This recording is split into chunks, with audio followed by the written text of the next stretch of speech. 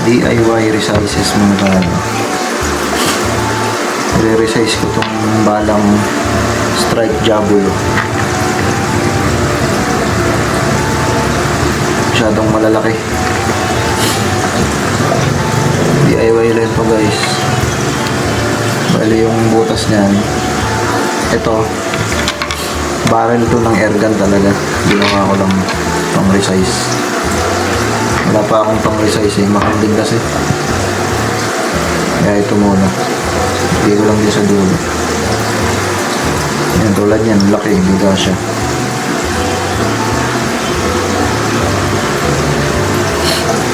Yan, ang laki.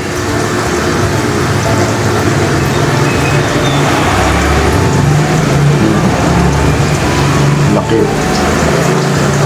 Pag nilagay mo yan sa airgun mo, paiba-iba tama yan pagka malalaking balang ganyan.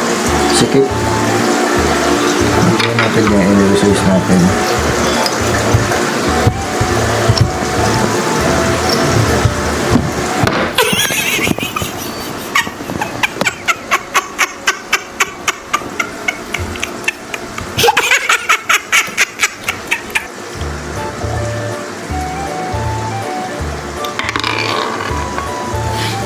Siya. Malabo. Na-resize na siya.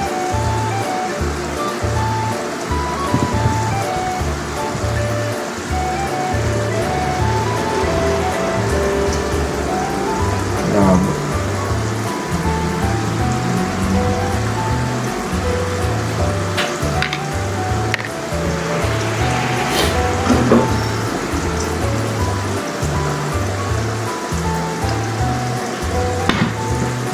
Masikip din.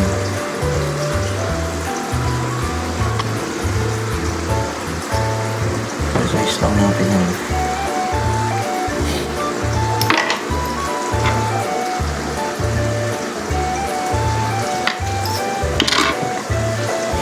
Baga palilitin lang natin yung gilid ng bala.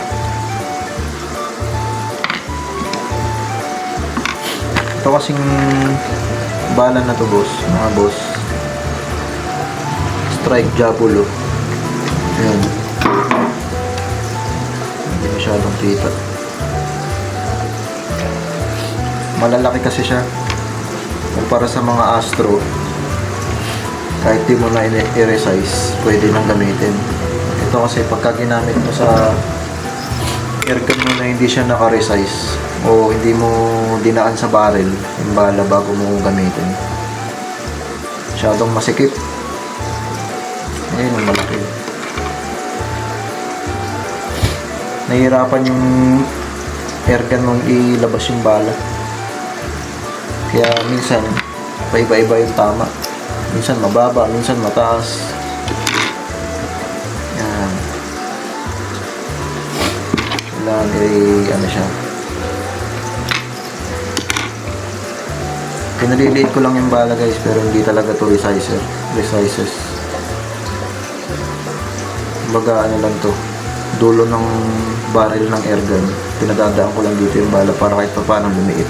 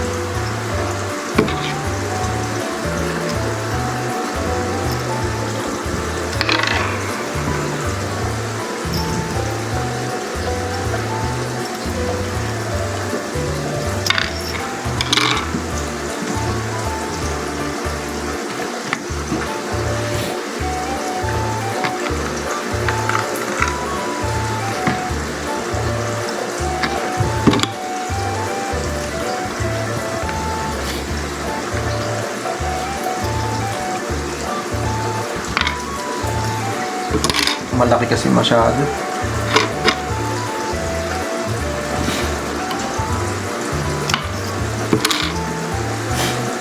Bali yung balang, yung bala na to, strike Diabolo na to. Pag ipinares mo siya sa Astro, mas mataas to, mas mataas yung bala na to. Tapos medyo mas mataba, mas makapal. Kaya pag isinuksok mo siya sa airgun mo, ipinutok mo, minsan pag mahina yung karga ng airgun mo, bumabara pa. Kaya kailangan talaga siyang liitan ng konti para pag ipinutok mo sa airgun mo, maganda yung labas ng bala.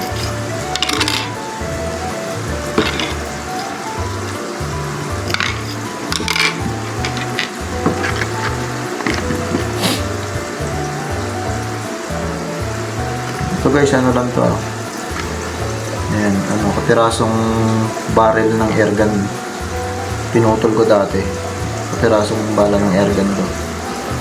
Dito ko sinusuot yung bala para paglabas niya medyo maliit na yung gilid niya. Ayan, tulad nito, ang laki ito, may pumasok. Pag nilagay mo yan sa airgun mo, pinutok mo yan, hindi mo alam kung saan tatama yan. Kahit nakasiro yung scope mo, hindi tatama sa magandang tama yan pagka ganyan kasikip yung bala.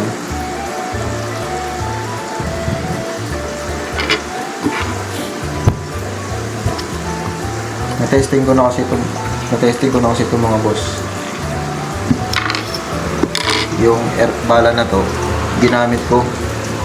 Ang hirap niyang zero. Pagka hindi mo siya ni-resize, ang hirap niyang i-zero. Iba-iba yung tama.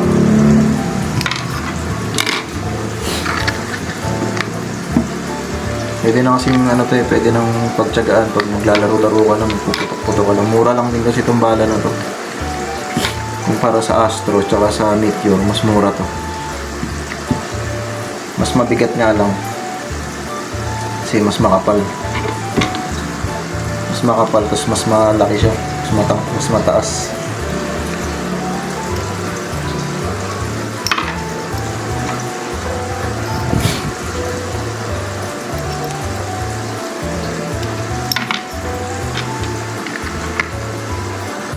Ayan siya guys. Ito yung strike Diabolo. Ito yung strike Diabolo. Itong nasa gitna, Meteor. Ito namang nasa kanan. Ito nasa kaliwa na to, Astro. Ayan, tingnan nyo kung gaano kalaki yung Diabolo na 22.22. Bukod sa mas mataas na siya, mas mataba pa siya. Kaya kailangan talaga siyang i-resize. Nahihirapan kayong tumama dyan pagka ginamit niya lang hindi nire-resize. Yan. Yan siya.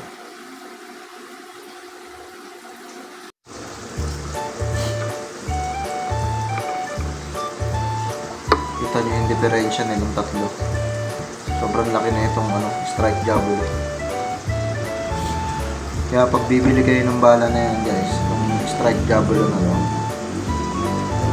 i-resize nyo bago nyo gamitin. Kasi pag ginamit nyo yan, hindi nyo nire-resize, masyadong malaki. Mahirapan din kayong itama yan. Mapagbintangan nyo pa yung barrel nyo, sira wala, yung bala lang yung diferensya.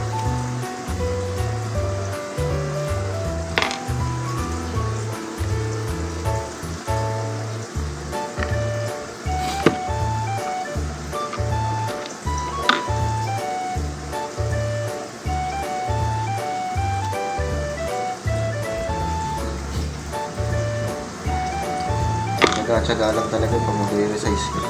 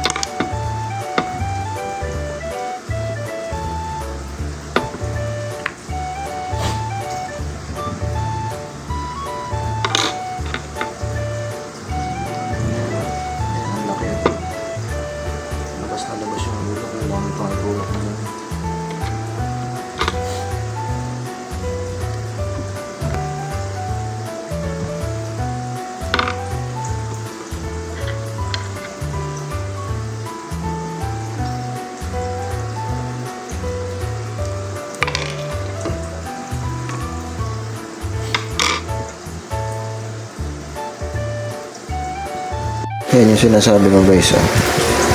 Pinasok mo yung bala, halos ayaw pumasok. Ayan. Ang laki ng ano, ng pandiinan.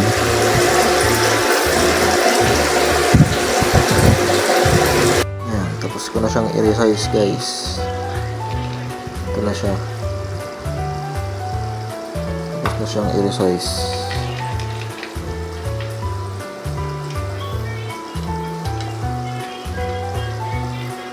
Swak na yan dun sa airgun natin na to. Sakto na yan yan.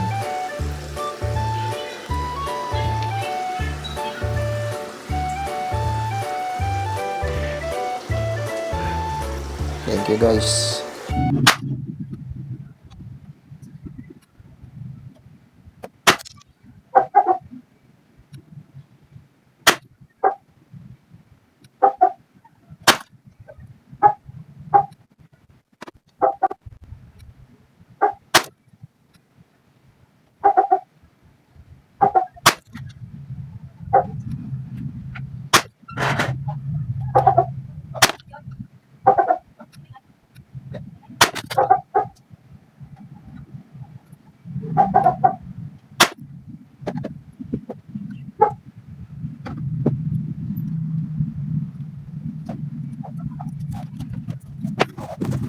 Ay, 25 meters. One hole. 25 meters. Matas pa. Tumagos. Kapal nito. Tumagos pa. Tagos siya guys. Oh.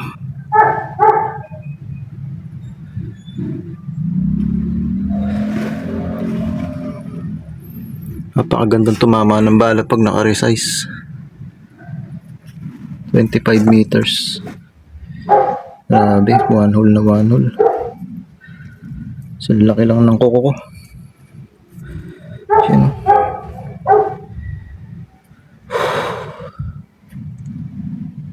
Ten shot yata to. Sumobra yata ako ng shot. Bilangin nyo na lang.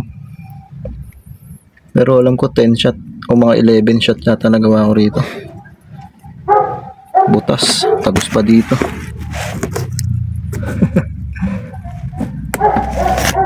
Ang kapal niyan. Kapal niyan. Nabutas.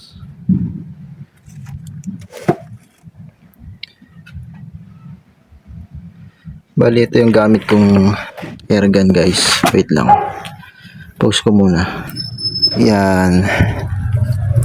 Ito yung gamit ko.